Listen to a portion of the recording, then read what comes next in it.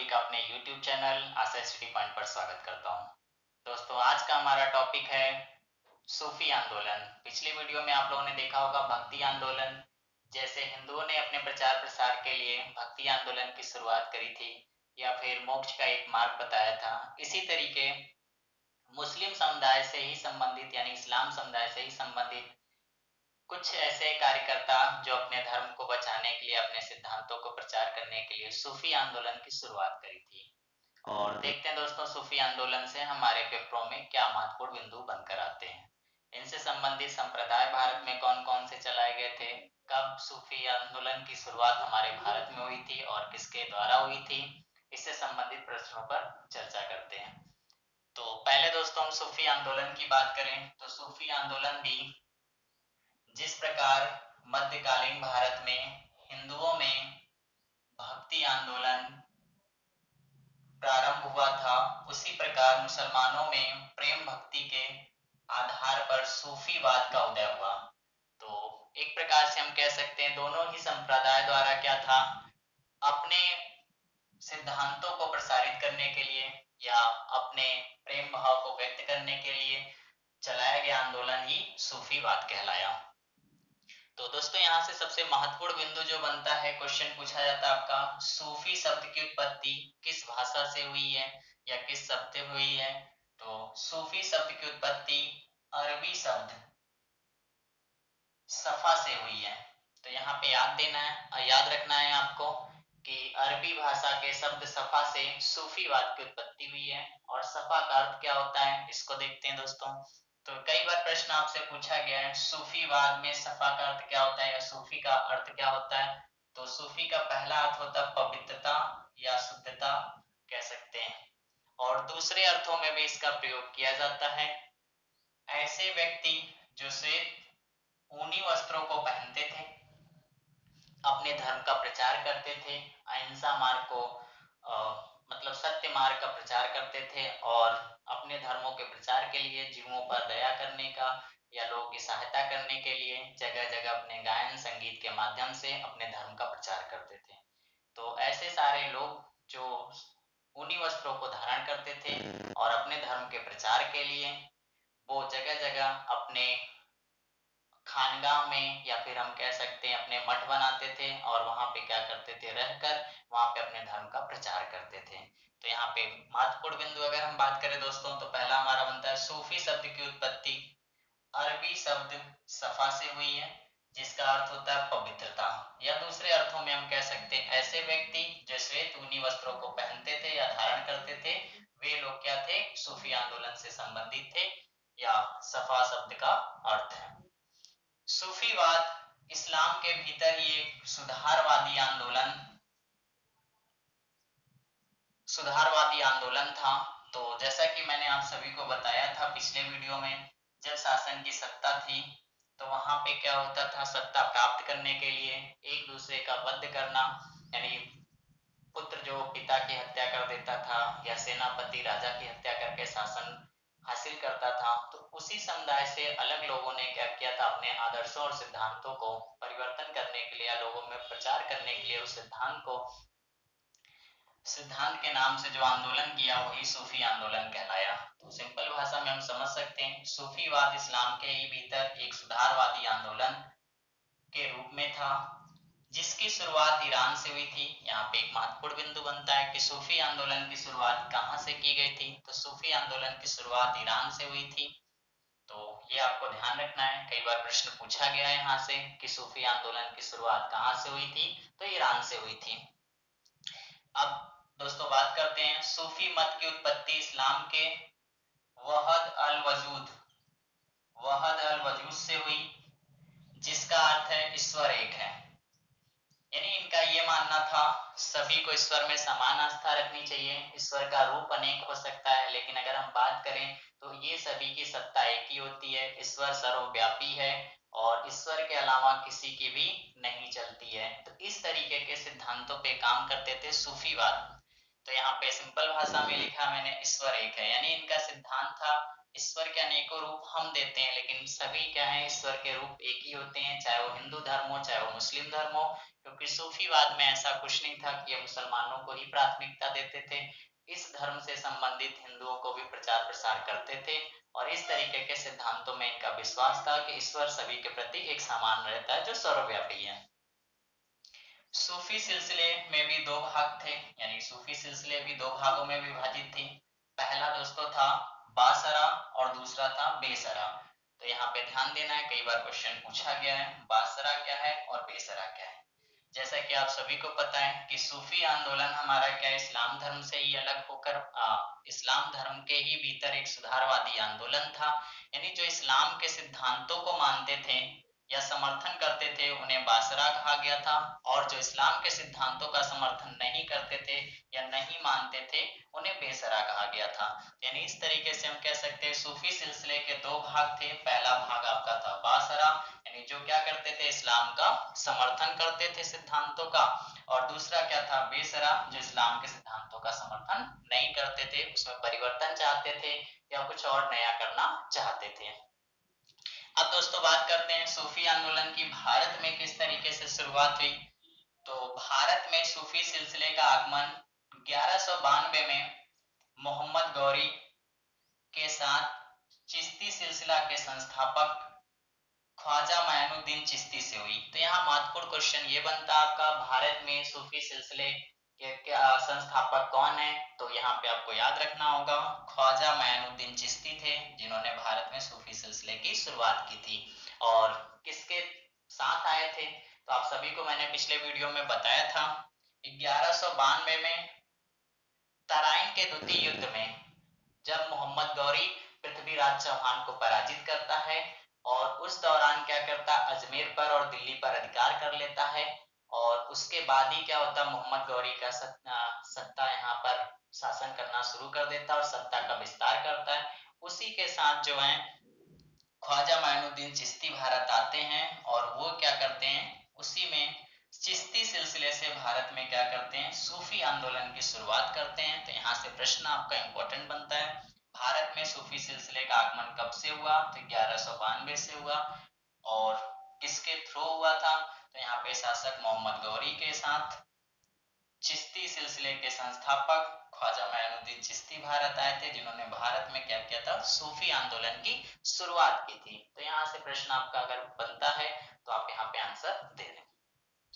Next दोस्तों पूछा जाता है कि इनका केंद्र कहाँ था, या इन्होंने अपना मठ कहाँ बनाया था, या फिर पूछा जाएगा ये इनके जो इस तरीके से होते थे मठ या धर्मशाला रुकने को उन्हें खानकाह कहते थे। अभी आगे हम चर्चा करेंगे कुछ सूफी शब्दों के बारे में जो पेपर में पूछे जाते हैं। तो यहाँ पे हम बात करें दोस्तों, तो जिसका केंद्र अजमेर बनाया था इन्होंने, तो यानी आपको याद रखना है कि सूफी आंदोलन का केंद्र कहाँ था, तो अजमेर में था। और अगर अजमेर नहीं मिलता है तो दिल्ली आपका विकल्प दिया होगा, यानी अगर मुख्य केंद्र के बारे में बात करें तो अजमेर है और अजमेर ऑप्शन नहीं देगा तो वहां पे दिल्ली देगा। क्योंकि मैंने पिछले वीडियो में आपको बताया था तराइन के प्रथम युद्ध में पृथ्वीराज चौहान का जो सत्ता थी वो अजमेर से लेकर दिल्ली तक फैली हुई थी। जब तराइन के प्रथम युद्ध में मोहम्मद गौरी उनको हराता है तो वो क्या करता है, अजमेर और दिल्ली दोनों पर सत्ता हासिल करके शासन करना शुरू कर देता है। तो इस तरीके से इन्होंने अजमेर और दिल्ली में अपने जो क्या बनाए थे, केंद्र बनाए थे सूफी आंदोलन के। नेक्स्ट दोस्तों बात करें हम, तो अबुल फजल के अनुसार अगर सूफी सिलसिलों की बात करें तो कुल 14 सूफी सिलसिलों का इन्होंने वर्णन किया है। कई बार एग्जाम में ये प्रश्न पूछा जा चुका है कि कुल सूफी सिलसिले कितने हैं, खान अब्दुल गफ्फार सॉरी अबुल फजल के द्वारा, तो 14 हैं। और दोस्तों यहाँ पे एक महत्वपूर्ण पुस्तक है इनकी, आईने अकबरी। तो क्वेश्चन पूछा जाता है अबुल फजल ने सूफी सिलसिले का वर्णन यानी 14 सूफी सिलसिले का वर्णन किस किताब में किया, तो आईने अकबरी में। याद रखना है आपको, इनकी जो पवित्र ग्रंथ, इनका जो ग्रंथ है वो क्या है, आईने अकबरी है। तो अबुल फजल के अनुसार कुल सूफी सिलसिले के बारे में अगर हम बात करें तो उन्होंने अपने पुस्तक आईने अकबरी में 14 सिलसिले बताए थे। अब दोस्तों भारत में हम बात करें तो कुल कितने सिलसिले, तो भारत में अगर हम बात करें प्रमुख सिलसिलों के बारे में, तो पहला सिलसिला जो शुरुआत हुई थी चिश्ती, दूसरी सोहरावर्दी, तीसरा आपका फिरदौसी, चौथा आता आपका सतारी, और पांचवा आता है कादरी और छठा आता है नक्शबंदी। तो ये क्रम याद रखिएगा, कई बार प्रश्न यहाँ से भी पूछा गया है कि सिलसिलों का क्रम किस तरीके भारत में आया। तो पहले आपके चिश्ती सिलसिले की शुरुआत हुई, फिर सोहरावर्दी सिलसिले की शुरुआत हुई, फिर फिरदौसी की हुई, फिर सतारी की हुई, फिर कादरी की हुई, फिर नक्शबंदी की हुई। अब दोस्तों इसके बारे में कुछ चर्चा करते हैं। सूफी शब्दों से संबंधित और उनसे अर्थ। कभी कभी एग्जाम में ऑब्जेक्टिव ये भी देखने को मिलता है कि सूफी शब्दों का अर्थ क्या था। जैसे पहला हमारा जो है तो तस्बुक, तस्बुफ जो है हमारा सूफीवाद को ही दूसरा नाम था। यानी कहीं कहीं अगर सूफी आंदोलन ना लिख के अगर लिख देता है तस्बुफ तो आपको सूफीवाद ही समझना है। यानी सूफीवाद को क्या कहते थे, तस्बुफ भी कहते थे। और नेक्स्ट खलीफा, उत्तराधिकारी जो इनका होता था उसे खलीफा कहते थे। खानका या मठ धर्मशाला होता था जहां पर ये निवास करते थे या रुकते थे। तो खानका कई बार प्रश्न में पूछा जा चुका है। तो सूफी सिलसिले के रहने के स्थान को या धर्मशाला जहाँ पे ये लोग रुकते थे या मठ जहाँ से अपना प्रचार प्रसार करते थे उसे खानका कहते थे। शेख, पीर, मुरीद, शेख, पीर, मुर्शिद। अगर दोस्तों बात करें तो हम शेख या पीर या मुर्शिद, तो इनके जो धर्म गुरु होते थे उन्हें कहा जाता था पीर के नाम से या मुर्शिद या फिर शेख के नाम से इन्हें संबोधित किया जाता था जो धर्म गुरु होते थे। मुराद शिष्यों को कहते थे। तो और समा जो होता था संगीतिक कार्यक्रम या सम्मेलन जो करते थे उसे समा के नाम से जाना जाता था। क्योंकि ये अपने देखा होगा आप सभी लोगों ने जो सूफी संत होते थे वो गाकर प्रचार करते थे या संगीत को माध्यम बनाते थे। तो हम बात करें तो समा के बारे में सांगीतिक कार्यक्रम को बोलते थे। अब कुछ दोस्तों यहाँ पे महत्वपूर्ण इंपॉर्टेंट टिक कर लें इसको और इस बिंदु को इंपॉर्टेंट टिक करें। ज्यादातर जो प्रश्न आते हैं वो आपके सूफी सिलसिले के संस्थापक से रिलेटेड आते हैं कि इस सिलसिले का संस्थापना किसने की थी या संबंधित कौन था। तो दोस्तों बात करें हम तो पहला चिश्ती सिलसिला जो भारत में सबसे ज्यादा प्रसिद्ध था। तो चिश्ती सिलसिले के संस्थापक थे शेख मैनुद्दीन चिश्ती। कई बार प्रश्न पूछा गया यहाँ से। इसके बाद दोस्तों बात करें तो दूसरा जो सबसे ज्यादा भारत में प्रसिद्ध हुआ वह सोहरावर्दी हुआ जिसके संस्थापक थे शेख शहाबुद्दीन सोहरावर्दी। तीसरा आपका फिरदौसी आया, फिरदौसी के संस्थापक थे शेख बदरुद्दीन। फिर सतारी आया, शाह अब्दुल्ला सतारी थे इसके संस्थापक। फिर कादरी, कादरी शेख अब्दुल्ला कादिर जिलानी थे। फिर नक्शबंदी ख्वाजा बाकी बिल्ला। तो इस तरीके से दोस्तों जो प्रमुख सूफी सिलसिले एवं संस्थापक थे इसको आपको ध्यान रखना है। ज्यादातर जो भी ऑब्जेक्टिव हमारे बनेंगे वो यहीं से बनेंगे। अब दोस्तों कुछ यहाँ पे डिफरेंसेस देखते हैं। जैसे चिश्ती सिलसिले की विशेषता क्या थी, तो चिश्ती सिलसिले की विशेषता ये थी कि ये लोग शासकों से संबंध रखना बिल्कुल पसंद नहीं करते थे। यानी ये शासकों से किसी भी तरीके का कोई भी संबंध नहीं रखना चाहते थे, यानी शासकों का विरोध करते थे। तो एक प्रकार से हम ये कह सकते हैं कि चिश्ती सिलसिले में शासकों से लेना देना कोई भी नहीं था। जबकि यहाँ पे सोहरावर्दी में इसका अपोजिट हो गया था। जबकि सोहरावर्दी क्या था, शासकों से घनिष्ठ संबंध रखते थे। तो ये याद रखना है आपको कौन सा सिलसिला था जो शासकों से संबंध नहीं रखना चाहता था। तो वो आपका चिश्ती सिलसिला था जो शासकों से किसी भी तरीके का संबंध नहीं रखना चाहता था। फिर इसके बाद आपका सोहरावर्दी क्या था, ये शासकों से घनिष्ठ संबंध रखते थे। फिर दौसी जो था आपका संप्रदाय या सिलसिला वो आपका सोहरावर्दी का ही दूसरा रूप था। यानी कह सकते हैं कि सोहरावर्दी के सिद्धांतों पर ही कार्य करता था फिरदौसी। अब इसके बाद दोस्तों कादरी के बारे में बात करें तो कादरी संप्रदाय जो था वो आपका इस्लाम के सिद्धांतों का पूर्ण रूप से पालन करता था। यानी दृढ़ प्रतिज्ञ पूरे सिद्धांतों को क्या करता था, सिद्धांतों को मानता था। यानी कादरी एक हमारा ऐसा संप्रदाय है जो इस्लाम के सभी सिद्धांतों को पूर्ण रूप से स्वीकार करता था या मानता था।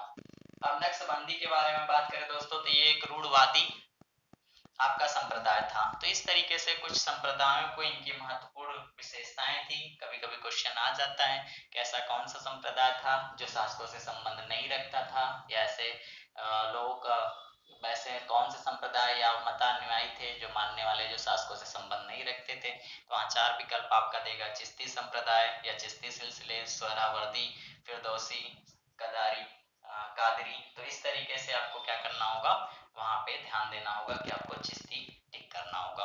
अब दोस्तों कुछ महत्वपूर्ण बिंदुओं के बारे में हम बात कर लेते हैं। यहाँ से कुछ ऑब्जेक्टिव ऐसे भी बनते हैं जो लाइनर वाइज बनते हैं। क्वेश्चन दोस्तों पहला मैंने लिखा, चिश्ती संप्रदाय के प्रमुख संत या चिश्ती संप्रदाय से संबंधित संतों के बारे में क्वेश्चन पूछा जाता है, दे देता है इनमें से कौन चिश्ती संप्रदाय से संबंधित नहीं थे या संबंधित हैं। तो आपको ध्यान देना है, बख्तियार काकी चिश्ती संप्रदाय से संबंधित थे, बाबा फरीद, निजामुद्दीन औलिया और शेख बुरहानुद्दीन गरीब। तो इस तरीके से ये जो हमारे प्रमुख संत थे वो चिश्ती संप्रदाय से संबंधित थे। अब दोस्तों यहाँ पे बख्तियार काकी के बारे में बात कर लेते हैं। मैंने बख्तियार काकी के बारे में आपको बताया था गुलाम वंश में जब पढ़ाया था, तो वहां पे मैंने कुतुबुद्दीन ऐबक के बारे में चर्चा किया था। तो कुतुबुद्दीन ऐबक ने क्या किया था, बख्तियार काकी को समर्थन किया था और बख्तियार काकी के ही स्मृति में कुतुब मीनार का निर्माण करवाया था। तो इस तरीके से दोस्तों ध्यान देना है। तो कुतुब मीनार का निर्माण कुतुबुद्दीन ऐबक ने किसके स्मृति में कराया था, तो मैंने आपको बताया था वहां पे बख्तियार काकी, ये वही बख्तियार काकी हैं जिनके स्मृति में कुतुब मीनार के निर्माण इसने कराया था और इल्तुतमिश ने उसको पूरा कराया था।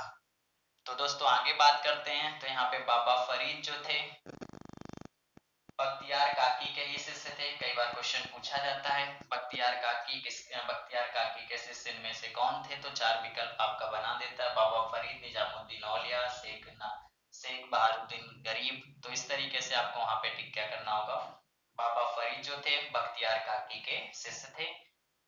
बाबा फरीद के शिष्य कौन थे, बाबा फरीद के जो शिष्य थे वो निजामुद्दीन औलिया थे और अलाउद्दीन साबिर थे। तो ध्यान रखना है आपको, शिष्यों से भी संबंधित क्वेश्चन बनते हैं।